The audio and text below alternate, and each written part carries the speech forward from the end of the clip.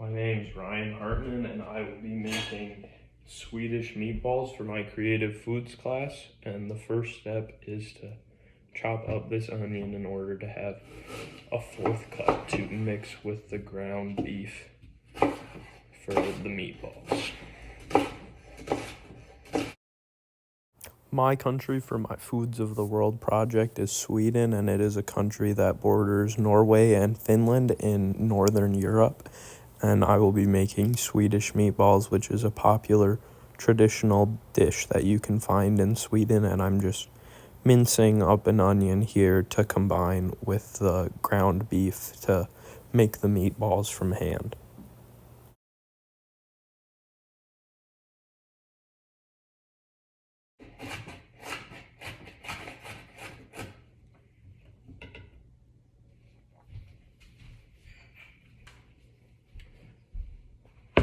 So I'm taking a fourth cup of these onions and I'm adding them into this bowl where I will be mixing all the ingredients of the meatballs together so then I can cook them.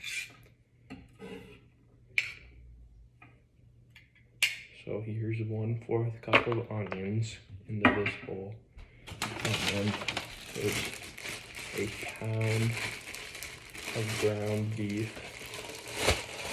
Sweden is a Scandinavian country with about 10.5 million people, and they have lots of different and unique food customs that are special to the Scandinavian area, including the way that they eat, the kinds of food they eat, and sort of the traditional foods they'll eat on holidays along with meals every day. In the bowl here, I'm adding 1/4 cup of panko breadcrumbs, 1 tablespoon of parsley, 1/4 teaspoon of ground allspice, 1/4 teaspoon ground nutmeg, the 1/4 cup onion that I cut before, a 1/2 teaspoon of garlic powder, and 1/8 teaspoon of pepper, 1/2 teaspoon of salt, and 1 egg that I will combine and mix together to make the meatballs.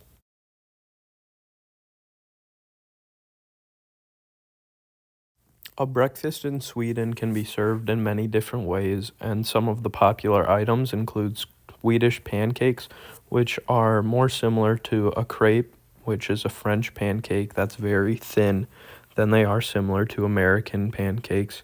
And a common pastry eaten in the morning is a cardamom bun, which is similar to a cinnamon roll but has a different texture. And boiled eggs are also consumed for breakfast along with breads and fruits. Coffee is a very popular beverage in Sweden that is drank with a lot of meals throughout the day and is especially common for people to be drinking while they have their breakfast.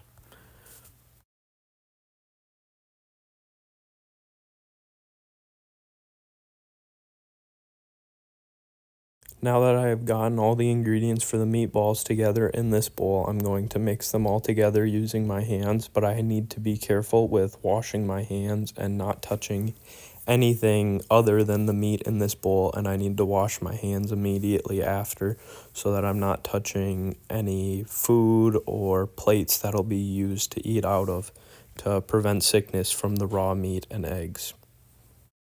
A very popular lunch at works or just out along at gatherings are called a smorgasbord, and it's a type of sandwich buffet where different meats, breads, cheeses, and toppings are laid out on a board, and people will walk through a line and basically make their own sandwich and serve themselves so that they can get what they want individually.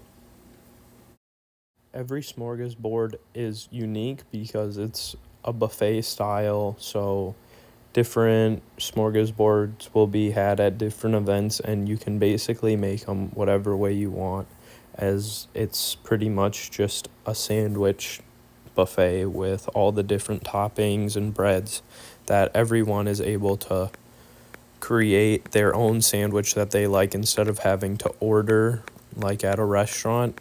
You're able to make your own food and specifically include the parts of a sandwich that you like, which is why it's a great option for having a gathering which large groups of people may attend.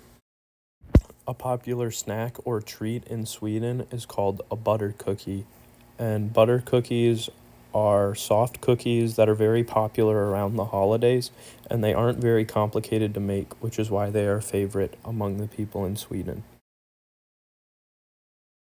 Here I am adding 1 tablespoon of oil and 1 tablespoon of butter to a pan to start heating up, which is where I will be frying the meatballs in a moment. There are many different popular drinks in Sweden. Coffee is very popular amongst most of the population, but some popular traditional beverages are a Baltic Porter, which is a beer with a higher alcohol content. Julmust is a popular soft drink often served around Christmas, and glögg is a mixture of red wine, sugar, and spices, which is also served around Christmas. Here I am mixing the meatballs a little bit more just to make sure all the seasonings and onions are dispersed evenly throughout. And then you are going to roll them into balls about the size of a ping pong ball. And if you follow the same amount of ingredients that I did, it should make around 12, 13 of the ping pong sized meatballs.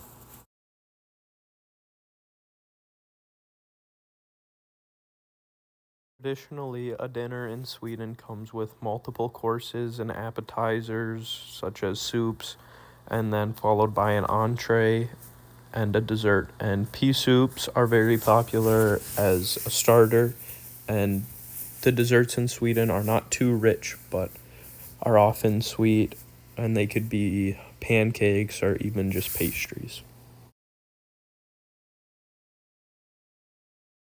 In Sweden, it is considered rude if you do not finish all the food on your plate, as with the smorgasbord and lots of other meals, you are typically responsible for serving yourself, which is why it's frowned upon if you don't finish your plate, because traditionally it's very hard to keep food in Sweden because of the long winters, and the abundance of fish has influenced lots of meals that people are able to eat throughout the year in Sweden.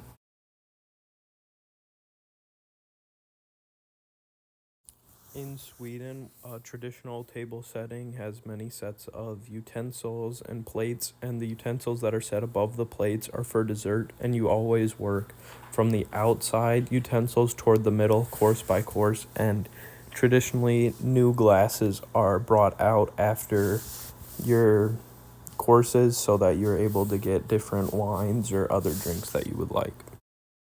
I was able to roll together 13 of these ping pong sized meatballs. Now I'm going to take the meatballs and use tongs to move them into the frying pan that has butter and oil in it to begin cooking them.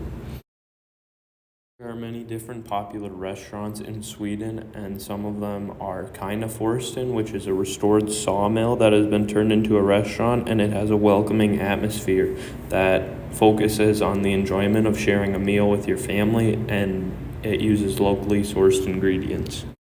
Another restaurant is Fro, which is owned by 3 chefs that are very experienced, and they use local ingredients to provide a unique and enjoyable dining experience. There isn't really any cooking utensils that are unique to Sweden, as they just use the same stuff that is traditionally found throughout the world. Here I am beginning to cook the meatballs and continuously rotating them throughout the pan, making sure to cook them brown on all sides and leaving them in there for a little extra to try and cook the middles evenly. Table manners that are common in Sweden and throughout part of Europe is keeping the knife in your right hand and your fork in your left, and if you're at a formal dinner, don't reach for your drink until the host has said a toast, and always maintain eye contact if you are the person that is making a toast.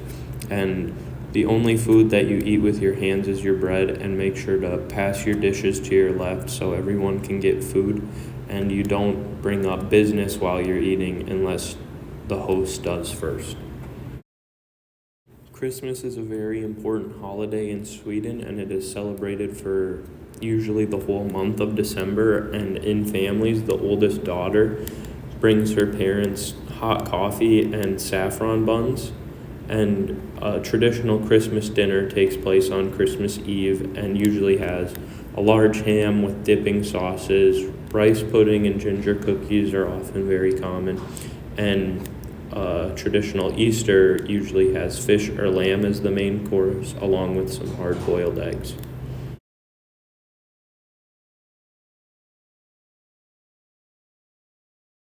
Once the meatballs are cooked and brown on all sides, move them to a different plate so that you can begin to make the gravy. Here in the same pan I used to cook the meatballs, I am adding 4 tablespoons of butter and 3 tablespoons of flour to start making the gravy.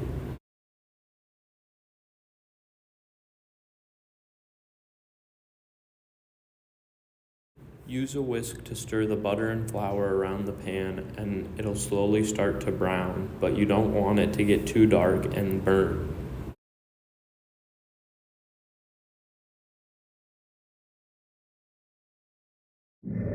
Here I'm adding 2 cups of beef broth into the gravy slowly and while still mixing it around continuously on low heat.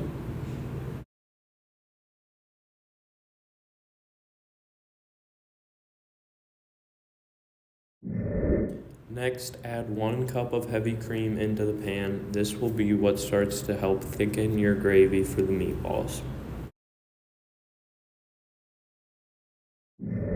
Last, add 1 tablespoon of Worcestershire sauce into the pan to mix around with your gravy to give it more flavor. Continue whisking the sauce around in the pan until it begins to thicken, and then you can turn the heat down and let it simmer as you add the meatballs back into the pan. Swedish meatballs are not only popular in Sweden, but also around the world too because of the unique flavor that comes from the sauce and the seasonings that traditional meatballs often don't have. They are usually served over mashed potatoes or noodles, and they contain spices like allspice, nutmeg, white pepper, and ginger, which are not often found in most traditional meatballs. Herring is a very popular food in Sweden, which is a fish that is found throughout all of Scandinavia, and it is often pickled or fried for lots of different meals in Sweden. Another popular food item in Sweden is krapkakor, which is a potato dumpling that is usually wrapped around a meat like pork and is served with melted butter and lingonberry sauce.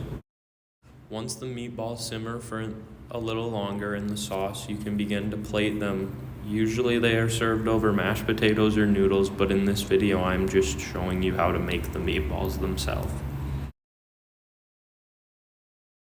These meatballs are covered in a white gravy that is much different from brown gravy and has lots of flavors that are unique to the Swedish meatballs and Sweden in general. This recipe that I have followed is a traditional Swedish meatball recipe, but there are lots of different variations that you can find throughout Sweden because everyone has their own way of making this dish. Using a different pair of tongs than before, you can pick out some meatballs and begin to plate them, but make sure you get a little bit of the gravy on top because that is important to the flavor of these Swedish meatballs.